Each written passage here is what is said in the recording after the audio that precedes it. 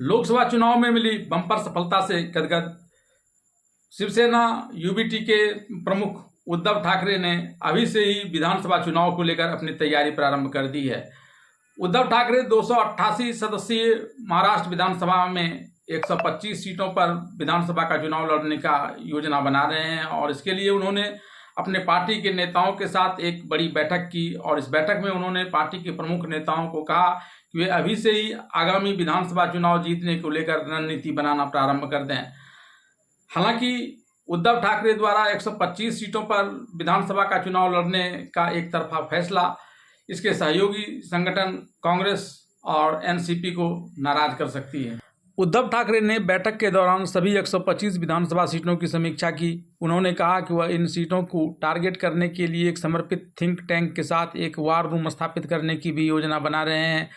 Shiv Sena UBT इन सीटों पर पिछले वोट मार्जिन के आधार पर अपना दावा ठोकेगी। इसके अलावा पार्टी पिछले विधानसभा चुनाव में इन सीटों पर मिले वोटों के आधार पर निर्वाचन क्षेत्र को ए, बी और सी कैटेगरी में विभाजित करेगी। 2019 के महाराष्ट्र विधानसभा चुनाव में अविभाजित सेना ने एनडीए में रहते हुए 124 सीटों पर चुनाव लड़ा था और तब इसने 163 सीटें बीजेपी और अन्य सहयोगियों के लिए छोड़ी थी। 2024 के लोकसभा चुनाव में उद्धव ठाकरे ने 22 सीटों पर चुनाव लड़ने पर जोर दिया था। 2019 के लोकसभा चुनाव में भी बीजेपी के साथ रहते हुए या इतने ही सीटों पर चुनाव लड़ी थी।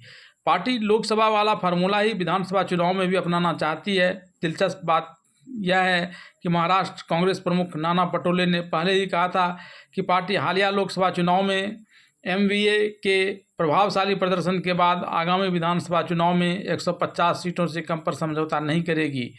2019 के महाराष्ट्र विधानसभा चुनाव में अविभाजित शिवसेना और राष्ट्रवादी कांग्रेस पार्टी ने क्रमशः 56 और 54 सीटें जीती थी, जबकि कांग्रेस को 44 सीटों पर जीत मिली थी।